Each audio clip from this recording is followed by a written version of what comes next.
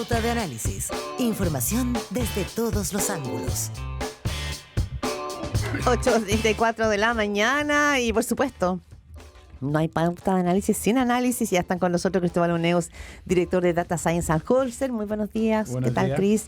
Y Cristian Otro Stewart, Chris. otro Cris, director ejecutivo de Idea País. Muchas gracias por estar aquí. ¿Cómo les va? Un placer. Muy Todo bien. ¿Qué Oye. tal? A ver, los temas, hablábamos la semana pasada, no teníamos gabinete todavía. Es verdad que se hablaba mucho ya del gabinete, pero en una panorámica rápida, porque lo conversamos con Guillermo Ramírez, el tema de cuánta experiencia política, de cuánta musculatura política tiene este nuevo gabinete, ha sido un tema, al menos en los sectores de la derecha. Así, Longueira además habló fuertemente de eso, ¿no? Sí. De la importancia de tener buena musculatura, sobre todo para los momentos débiles. Correcto. Que en la política son habituales. Y mucho más ahora que antes. ¿Tiene Sí, musculatura política A mí lo que me da la sensación mirando el gabinete es que se puso toda la musculatura en dos personas. Además del presidente, obviamente, Sí. ¿no es cierto? Que es el ministro del Interior. Claudio Alvarado. Y el ministro de la SECPRE. ¿Y no en Trinidad Steiner como figura? No, porque yo entiendo la musculatura política, una Sí, relación tienes con razón. los partidos, sobre todo con el Congreso, articular los partidos en momentos de crisis. Y es una apuesta arriesgada, ¿no es cierto? Nosotros hemos visto en los gobiernos anteriores que Interior y SECPRE juegan un rol muy importante, pero también lo juega Economía, lo juega Hacienda, lo juega Trabajo, y por lo tanto me llama la atención. Ahora, también es cierto, y aquí yo creo que hay que mirar que dos de las grandes reformas que pretende hacer este gobierno, ¿no es cierto? La rebaja de impuestos que ya la anunció para el 1 de abril el ministro de Hacienda y el recorte fiscal pasan por Hacienda. Y el ministro de Hacienda no tiene ninguna experiencia política, ¿no es cierto? Entonces uno esperaría... Pero parece muy empoderado. Sí, me llama un poco la atención la entrevista de ayer donde uno En el DF. no se casa con números. ¿No es cierto? Está bien que entusiasma al sector privado, que vienen reformas y que quiere desregular. Good luck con el Congreso, ¿no es cierto? Pero un ministro de Hacienda no se casa con números porque... ¿Y dónde está el bienestar de las personas? El sueldo de los trabajadores, puede haber menor desempleo, pero puede haber menor empleo también. Entonces me llama la atención el contexto macro que el... Les recomiendo la entrevista del DF Sí. al Claro. que hace Y entonces el mensaje político es confuso. Cristian. Yo pienso que la principal persona que queda empoderada con este gabinete es José Antonio Kast. Obviamente que Claudio Alvarado y José García son personas que por su trayectoria y sus credenciales naturalmente se encomienda la delegación del poder político para poder hacerse cargo de los desafíos, que son desafíos titánicos que el mismo presidente Kast se cifró a sí mismo durante la campaña, pero también en este tiempo. Pero yo pienso que el diseño responde a la afirmación según la cual él quiere decir, el presidente soy yo, a mí me eligieron a mí, los partidos políticos tienen que subordinarse a este proyecto político, y el riesgo que asume, que es un riesgo que es latente, que se ha discutido en todos lados, acá de hecho las 2 semanas pasadas lo hicimos, de definir que los partidos políticos tienen un rol secundario, porque obviamente cuando los ministros independientes tengan que ser defendidos van a haber menos incentivos por parte de los partidos para poder defenderlos. Ese riesgo lo asume con el objetivo de mantener la popularidad, de mantener el poder que de un tiempo a esta parte ha ido adquiriendo. Y me parece que es claro que el presidente dice, Pero yo soy también consciente está de estos riesgos, pero y creo no, que también vale la no pena. está el riesgo de exponerse demasiado, porque Totalmente. normalmente los gobiernos ponen cada vez menos, pero primero los gobiernos tenían como un cinturón de seguridad, el círculo de hierro y así, digamos. Pues los concéntricos. Los concéntricos, pero siempre los presidentes se resguardan. Sí. Y sus asesores resguardan la figura del presidente. Lo que tú dices, Cristian, es que el presidente acá queda en primera línea. Y además... Pero eso es un asume- riesgo también, ¿o no? Totalmente. Yo creo que hay mucha conciencia de eso. Yo creo que él asume que si es que hay un fracaso, la responsabilidad es de él. Entonces está jugando all-in. Y me parece que esto es evidentemente arriesgado, pero que tiene que ver con el objetivo primario que me imagino que tiene José Antonio Kast en su cabeza, que es terminar con la teoría del péndulo. Y si es que no pierde en su propia ley, digamos, una derrota que tiene poco sabor para la apuesta que tiene José Antonio Kast en su cabeza. Esa es mi impresión. Ahora, también está la señal, ¿no es cierto?, que este va a ser un gobierno más de gestión. Sí, ¿No no, es cierto? claramente. Pero si tú quieres desregular y quieres bajar impuestos y bajar gastos, eso es la esencia de la política, ¿no es cierto? Negociar. Negociar. Hay que negociar. Entonces, esa combinación yo creo que vamos a aprender en el transcurso de los meses que vienen, ¿no es cierto? Y yo estoy de acuerdo con Cristian en el sentido de que el presidente se pone en primera línea, pero en general los presidentes están en las últimas movidas, en los últimos llamados, en los últimos, no en los primeros, ¿no es A cierto? excepción de Sebastián Piñera, que recordemos que el problema él- que tenía era él que hacía estaba en todas. Sí, pero por detrás, nunca en primera Claro. línea. Entonces, Ya. eso yo creo que es distinto y el estilo del presidente electo también es diferente. Entonces, vamos a ver el segundo piso, ¿no es cierto? ¿Cuál va a ser efectivamente el rol de Ira Un Razabal? segundo piso bien poderoso. Bien poderoso, ¿no es cierto? ¿Cómo se va a llevar con Cristian Valenzuela? ¿Qué rol va a jugar Felipe Costaval? ¿Cómo se van a coordinar con la vocera? A mí me gustó mucho la entrevista ayer. Y ¿Te gustó? Sí. ¿Y creo- no encontraste que metió la pata No, cuando no, dice no. que no es una improvisación No, lo de la no, fiscal Steiner? La exfiscal. él no era presidente, era presidente electo. Sí, pero... Pero, ¿cuál es la diferencia? No, en el sentido de que él no tiene ninguna autoridad ni política ni coercitiva con ella. El fiscal es independiente. Es Tampoco como, siendo candidato, porque uno pero dice, espérate, bueno, pero ¿desde cuándo Boric- vienen las Boric conversaciones? llamó a Mario Marcel cuando era presidente del Banco Central Sí. y alguien habló de la falta de independencia del Banco Central. Lo encuentro absolutamente ridícula esta Esa discusión. discusión. Lo que sí yo encuentro, me llamó mucho la atención cuando nombraron el gabinete y salió la vocera a hablar, ¿no es cierto? Hizo un gesto que yo no había visto voceros anteriores. Le agradeció a la prensa por su trabajo de comunicar a la ciudadanía lo que estaba pasando. Eso yo encuentro un gesto de algo, de un estilo propio. Vamos a ver si La que sabe, resuena, sabe. si funciona, no, pero encuentro que la vocera está haciendo una pega distinta y veremos si funciona. Sí, ella con los medios tiene... A mí me tocó el día del nombramiento del gabinete en la OPE y ella es especialmente, Amable. claro, empática. No sé si le va a durar o cuánto le va a durar, pero es verdad que existe una cierta apertura. Sí. Cristian. Le sale fácil, tiene un estilo, bueno, en algún sentido viene de ahí, entonces entiende cuáles son las tensiones Sí, pero internas. viene de un programa como era Sin Filtro, o como es Sin Filtro, que es un programa donde hay que, o sea, no es, digamos, las posturas no son suaves, sino que Sí. son posturas en general muy agresivas, digámoslo así. Entonces ella tiene que salir de ahí para poder ser vocera, porque no puede aparecer, y de hecho creo que lo está haciendo. Sí, estoy de acuerdo. También trabajó en el Libero antes con una manera, un personaje no tan distinto al de Sin Filtro, pero efectivamente yo creo que ella es capaz de separar el personaje de lo que pasa detrás de las cámaras, de lo que pasa antes de las conferencias de prensa. A mí me parece que vamos a tener una vocería distinta, un poco más suelta. Eso hace que esté más abierta también a riesgos, pero hay que ver. Yo creo que hemos analizado mucho a este gabinete sin haberlo visto en ejercicio. También se hizo con Boric, que también se analizaba mucho al gabinete sin haberlo visto. En todos los gabinetes Sí, se puede analizan ser, los puede ser. gabinetes y antes Es que posible, asuman, sí. ¿no? O sea, es como un clásico. Sí, y claro, es la cantidad de tiempo de Ahora, transición. solo una impide consulta. eso. Si miramos hacia atrás, uno decía, bueno, el gabinete de Gabriel Boric, y en ese minuto uno decía, bueno, responde, digamos, al formato de él con sus amigos más cercanos, hizo la apuesta por Isquia Siches, que fue la mujer, ¿no es cierto?, que lideró esa segunda vuelta, uno entendía, y se consolidaba la idea, ¿no?, de un gobierno joven, nuevo, con ¿cuál sería la descripción que harían de este gabinete, para poder pasar a otros temas, de José Antonio Caz? Un gabinete que responde a ampliarse hacia el 62% del rechazo y consolidar esa mayoría política social, si es que existe, o un gobierno más anclado como en valores de la derecha, un poco lo que decías tú, Cristian, como de querer sostener el péndulo, que no se mueva tanto izquierda-derecha de gobierno a otro. ¿Cuál sería como el corazón que cristaliza este nuevo gabinete?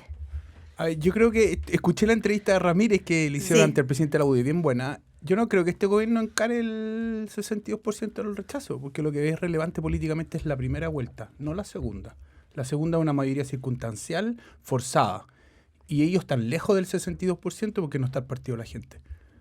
¿No es cierto? Entonces yo creo que ahí se está fabricando un relato que se va a chocar con la realidad del Congreso. Yo pensé que los partidos iban a jugar un rol más importante, él viniendo de un partido político y él entendiendo la importancia del partido político. Yo creo que es grave la exclusión de Johannes Kaiser, va a ser un problema por la derecha, ya lo insinuó en la entrevista ayer en el The Clinic. Entonces, sí. a mí me sorprendió el gabinete y yo pensé que iba a ser más político. ¿Cristian? Yo creo que la exclusión de gente históricamente cercana a él, no solamente en último tiempo del Partido Republicano, sino de la camada de gremialistas que siempre ha ido acompañándolo y que apareció en muchas notas de prensa que serían los protagonistas de este gabinete, pienso en Marcela Cubillo, en Rodrigo Álvarez, en Darío Paya, Sí.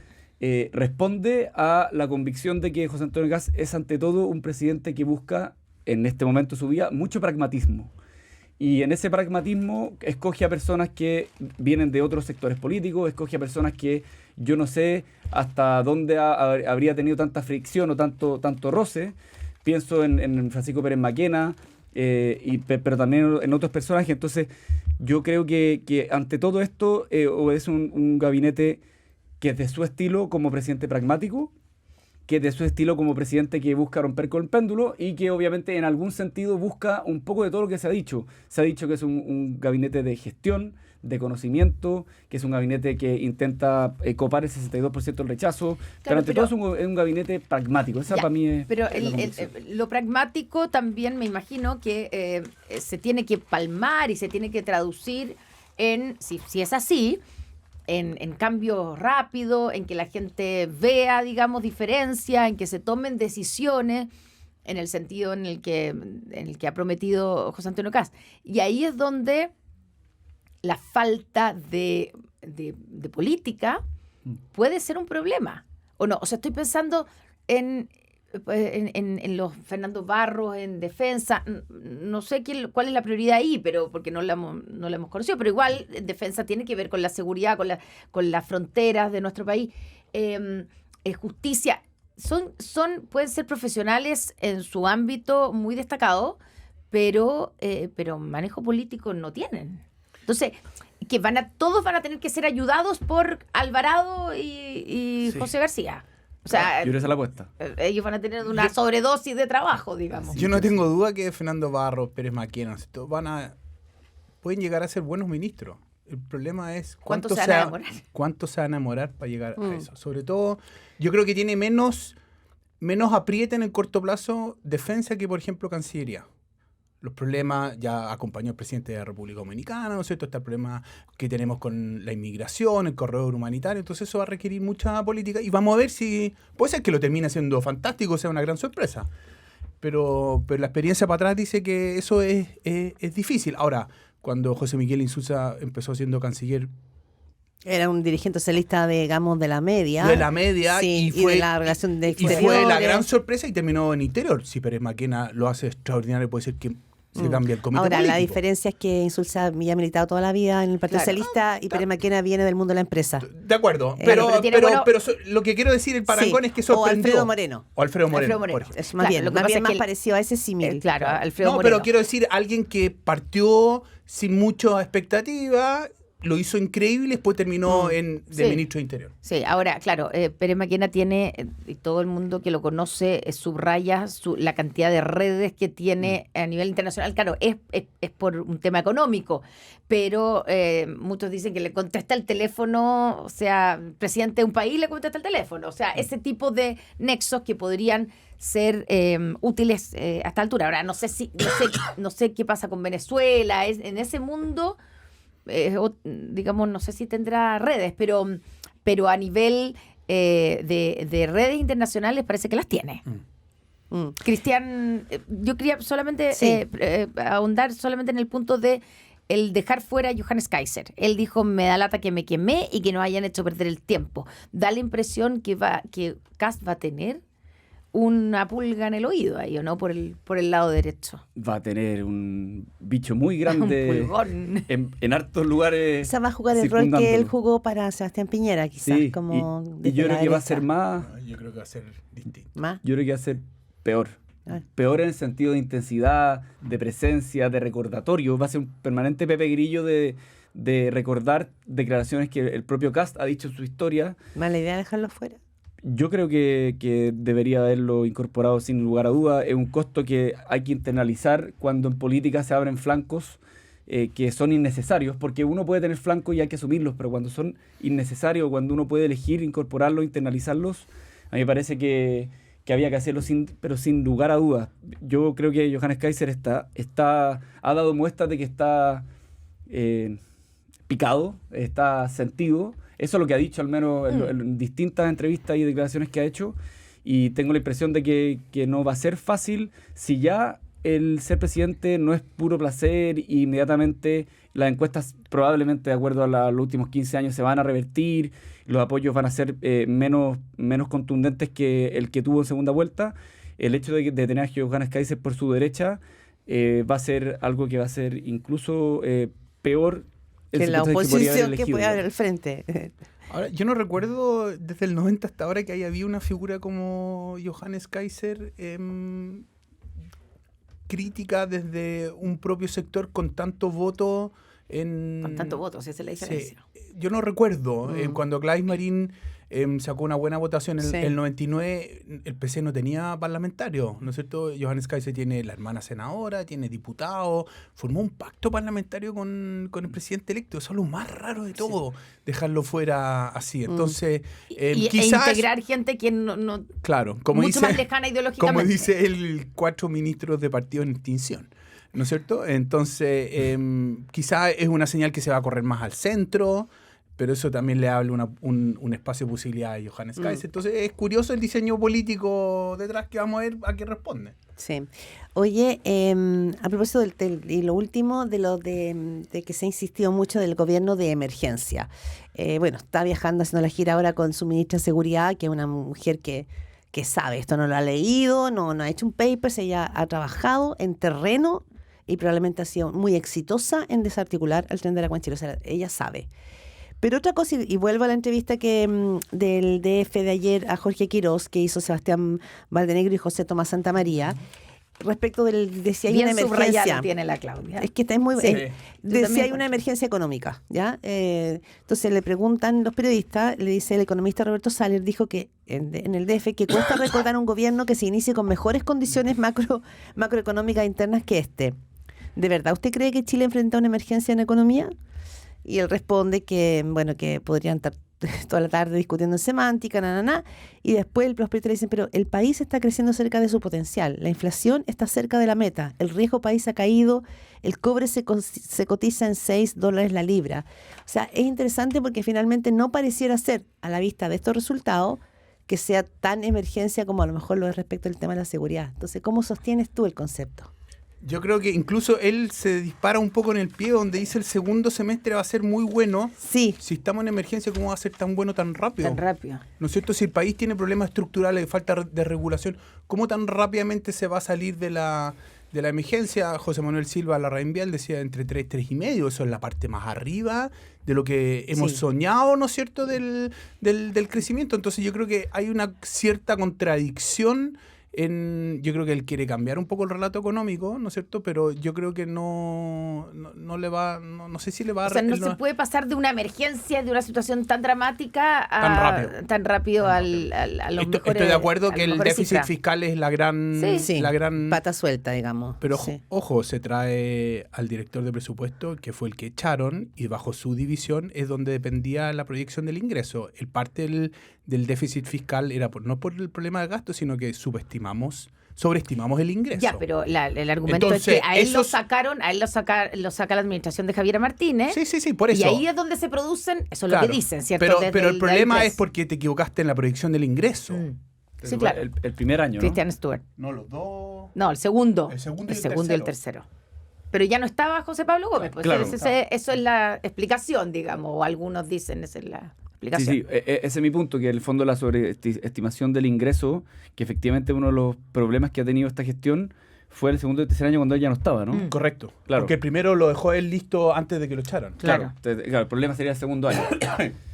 Sí, yo pienso que las personas hablan desde las trayectorias y él mira el problema siempre desde la micro, es su expertise, siempre ha trabajado en esos términos. Entonces, los términos de intercambio que tiene Chile hoy, en términos macroeconómicos, se ha dicho mucho últimamente que el viento de cola que tiene el país es inusitado y bastante bastante favorable en términos comparados, como dice Claudia. Y en ese sentido pienso que los desafíos que él plantea siempre son más a nivel de, sobre todo la permisología. Él de acuerdo a lo que he leído, está en el mejor del sentido obsesionado con destrabar proyectos que le permitan al país crecer más de lo que ha podido a la fecha.